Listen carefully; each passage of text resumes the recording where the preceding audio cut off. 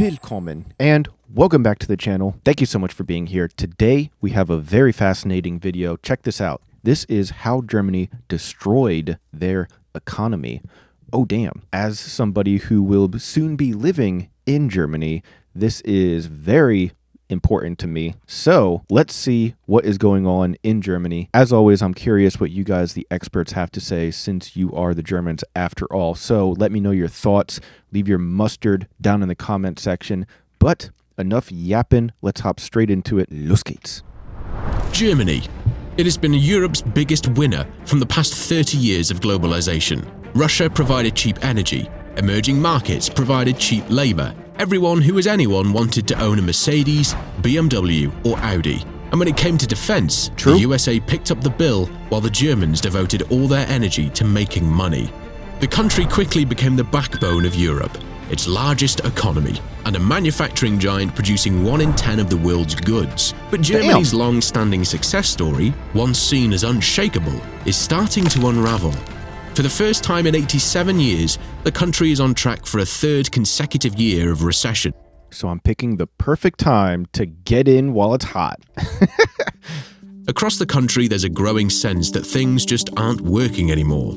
German trains, once famed for punctuality and precision, now routinely run late. Last year, over a third of long-distance services missed their schedule, forcing the national rail operator Deutsche Bahn to pay out 197 million euros in compensation. Damn. Here in Germany, officials are investigating the partial collapse of a bridge in the eastern city of Dresden. No injuries were reported, but shipping on the river Elbe has been halted, leading to major disruptions.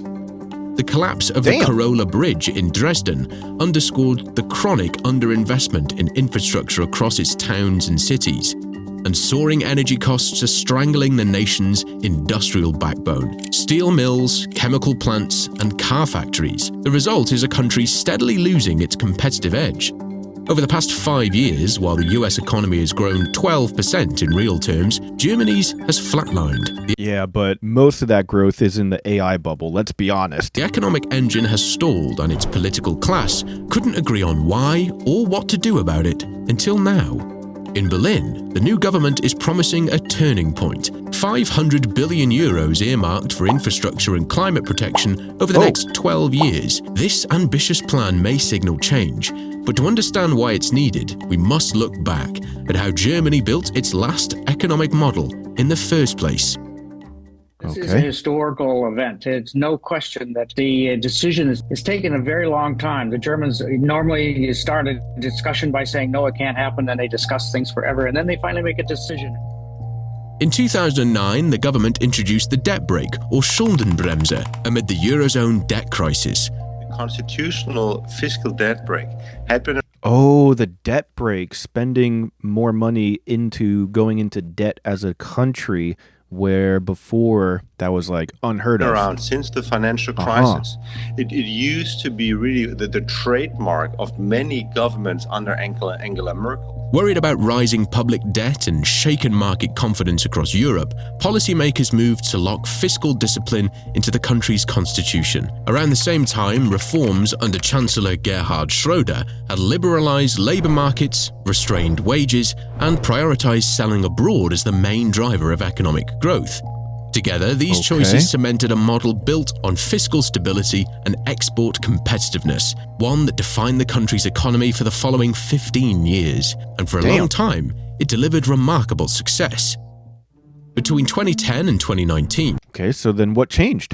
The nation seemed unstoppable. Its economy expanded by almost 25%, and annual trade surpluses regularly topped $200 billion, more than anyone else in the world. However, the strategy no longer works as it once did. Geopolitical tensions and new trade barriers have slowed global commerce. German firms still rely on China for around 20% of their global sales, yet exports to the country fell by 15% in 2023, adding to the pressure. China's just making everything themselves now and exporting it to all the same people for cheaper prices, and also China's buying stuff from Chinese companies instead of other companies, I guess. Maybe something like that. Chinese firms are increasingly competing with them in electric vehicles and other high-tech industrial goods. The nation's ability to innovate and compete still in the industries of the future is now being put to the test.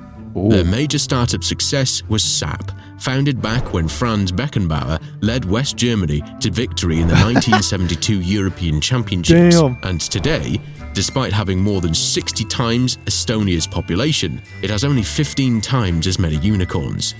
Instead, the country's strength lies in its Mittelstand, small to medium-sized companies that are highly specialized and innovative. Around 55% of the nation's 45.8 million workers are employed across 3 million SMEs, more than 600 of which are known as hidden champions, world leaders in their fields, recognized only in specialist circles. Oh, wow. Okay, so Germany has a lot more small and medium-sized businesses as opposed to giant sort of monopolies like you might find in America, where one company dominates an entire industry. Interesting. To illustrate the point further, the Germans only had 27 companies in the Fortune 500 in 2020, compared with China's 124, America's 121, Japan's 53, and France's 31. Yet it has more than 1,000 companies that rank in the top 3 in their respective markets. You don't need to look too deeply to find examples. Hochschul Tabak has 50% of the world's market in snuff. Flexi has 70% of the market for retractable dog leads, and so on. All of this sounds great when global economic winds sail in your favor. However, it can have the opposite effect when things change. Germany's COVID crisis keeps escalating. The number of daily infections has risen above the 30,000 mark for the first time. The economic slide began in 2020 when COVID brought global trade to a standstill. Oh, so maybe industries had to find a way to source materials and products without Germany because global trade was halted, and now people are like, I'm just not going to go back to the old ways of getting stuff from Germany? Maybe? For a country built on exports, the damage was immediate. A 10% drop in exports, over 100 billion euros lost, car production down by nearly a quarter, and the sharpest economic contraction since the Second World War. Before the recovery could take hold, a second shock hit: Russia's invasion of Ukraine.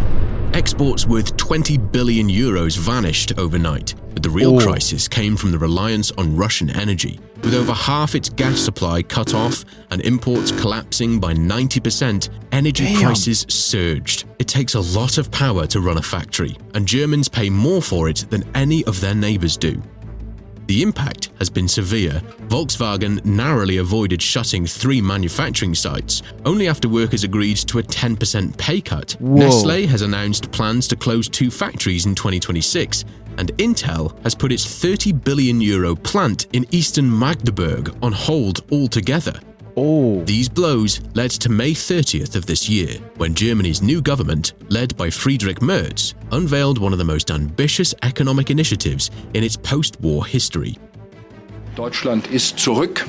Deutschland leistet seinen großen Beitrag zur Verteidigung der Freiheit und des Friedens in Europa. Wir belassen es bei den 500 Milliarden an Kreditermächtigung für ein solches Sondervermögen. At the center is a 500 billion euro infrastructure fund, a 12-year plan to rebuild infrastructure, revive growth, and accelerate the shift to clean energy. It's twice the size of any previous program.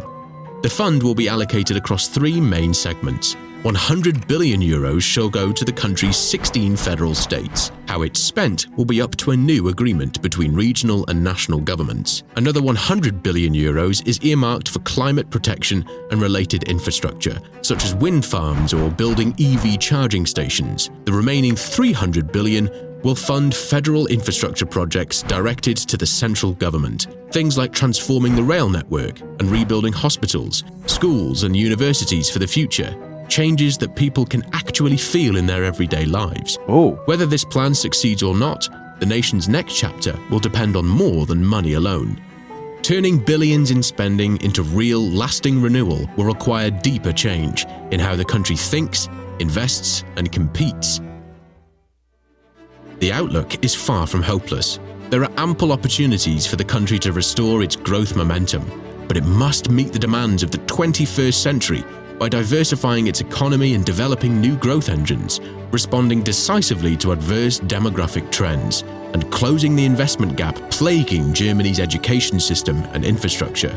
Clinging to what worked in the past is a surefire recipe for continued economic stagnation. Wow. All right. Link to the original video down in the description, as always. I forget if I said that already, but it seems like Germany is planning on getting out of the economic slump by spending a lot more money and putting a lot of money back into the economy and hopefully reinvesting into the economy in the hopes that it will rebound and then get paid back over time, I guess. Yeah, I am not an economist, so I have no idea if that is going to work or if there's any examples of that working in other countries. I don't know, but all I know for sure is that I picked the perfect time to get in on the ground floor moving to Germany. It can only go up from here. Hopefully. Hopefully, at least.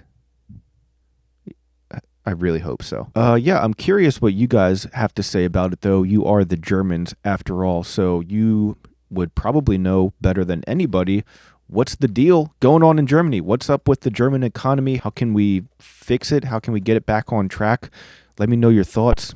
Leave your mustard down in the comment section below. Leave a like, subscribe, all that good stuff. That being said, though, that's all the time that I have for today. So thank you guys just for being here. And as always, I'll see you guys next time.